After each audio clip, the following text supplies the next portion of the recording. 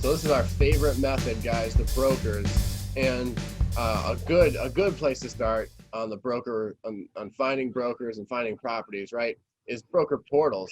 Now, your broker portals are similar to other online sites, but whereas there's deals listed, you can search through the deals whenever you want to. But these are the deals that are actually with the brokerage houses. So you're gonna find that they're gonna be a little bit higher quality and less picked over than the deals that have gone through already to LoopNet or any other online sites, right? This is a little bit fresher of a deal flow than those sites would be. So let's talk about broker portals, right? When you're getting into these portals, it's like a website, like a membership site. You have to register. Once you register, you can search the sites, and then you can download and analyze documents, right? So that's kind of what you want to do on these sites, and you can always go on there any time of day, whenever you want, whenever you feel like looking at properties. You can go on there and browse these sites. And there's a lot out there. We can take a look as soon as we run through this and just take a look at an example and see how it all works, right? So when you register, you're going to go to the broker webpage, and they're gonna ask. So for this one here, this is the Cushman Wakefield broker portal, right? So you're going to go to like Brian was saying, you're going to go to Cushman Wakefield multifamily.cushwake.com/listings, and this is for Cushman Wakefield. And then you go to register. Brian, you can keep going. Yeah, you're going to register. It's like you're registering a username. Right in the top right hand corner, you're going to fill out some information, right? This is going to be just your personal information, contact information, just your general name and address and all that stuff, right? You're gonna need to fill this out to register. Then once you do register, you're gonna need to start searching listings, right? And it's a pretty easy to use. You can go ahead and put in your market, your state, the property type you're looking for, the units that you want to search for. And once you do search that, you hit the search button, and a bunch of properties will actually pop up for you to take a look at. So when you do get there, when you get to that next page, this is kind of the next step. You're going to actually download and analyze the data, right? So you're going to get a quick story about the property. Not a whole lot of detail there, but in order to go ahead and download the real good data, you're going to have to sign the confidentiality agreement. And this is not something you should let stop you guys. I mean, this is just standard boilerplate from the brokerage houses saying that you're not going to kind of take this information and send it around, use it for marketing purposes. You're really going to use this as intended, which is for people who are interested in buying the property, right? And as an investor, that is you. So don't let this slow you down. Certainly don't take this information and post it and use it for your own marketing purposes or anything like that. But use it as intended and analyze it. Take a look at it and see if you like the deal. So you'll have to click agree to that agreement, and then you will be. And the non-disclosure agreement as well is only for this specific property. So this specific property that you're looking at is called, we're looking at here in this example, is called Sierra Place, and this is in Sandy Springs, Georgia, right? So this non-disclosure agreement is only for this property. That's right. You'll have to sign a new one every single property you want to download, right? So yeah, and you can sign as many of them as you want, right? There's no limit to that. So if it's the property you like, sign the agreement and download the documents, right? So once you sign it, this is what the documents will look like. You can go in there and see what's available. Typically, you will see the T12, the rent roll, and a offering memorandum package, and anything else that the seller has provided, right? You can get lots of stuff, right? In this one, they provided a survey, right? That's good. That's great. You don't always get that. They provided a couple P&L T12s, a couple rent rolls, and even a CapEx report, which is interesting. And yeah, this is all bonus information and a tax bill. Typically, the big three are the T12, the rent roll, and the package. Anything else is great additional detail. Right.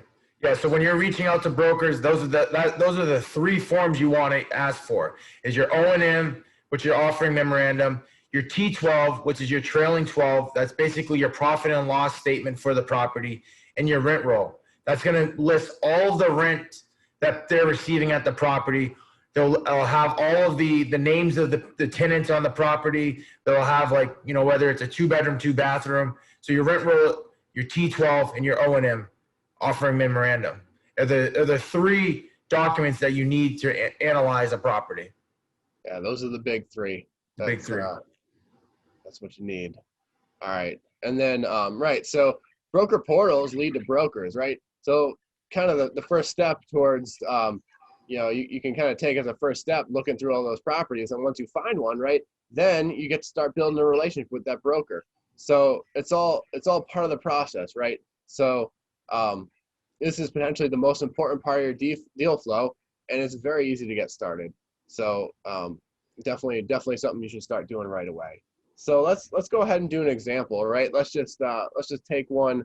Let's just go to a portal, and I've already obviously registered, so we can go straight to searching. So let's see, Oliver, what market do we want to check out today? I think these guys are mostly Atlanta type area. So maybe we want to do Atlanta. Yeah, let's focus on Atlanta. Let's look at Atlanta for this one.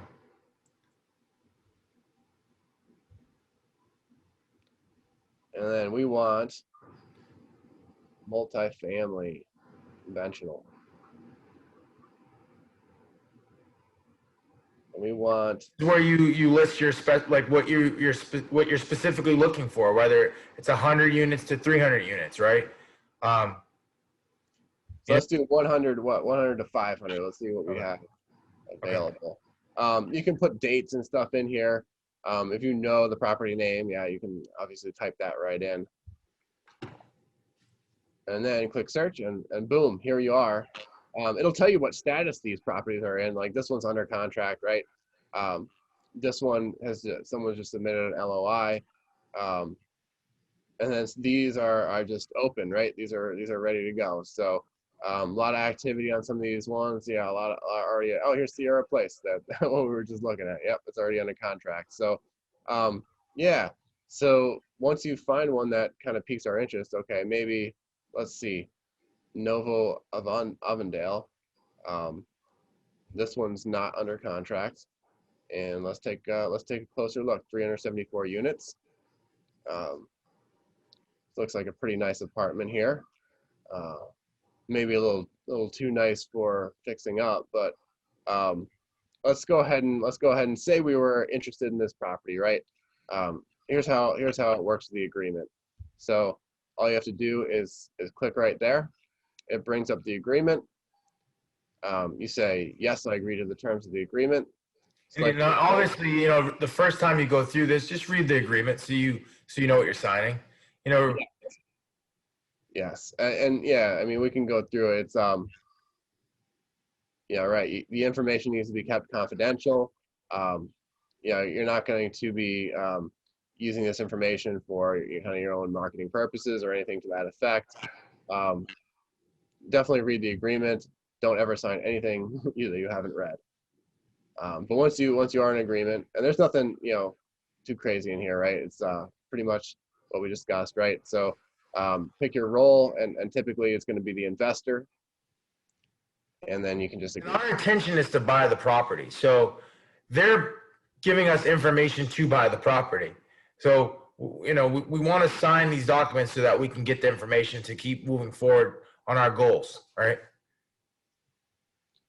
And that's all there is to it, right? So now I have access to the folder where all the information is, right? So I can go into the financials.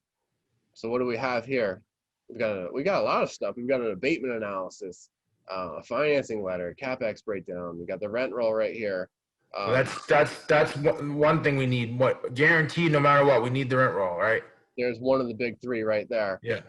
Then we've got hard cost analysis, and we've got a T12. There's number 2.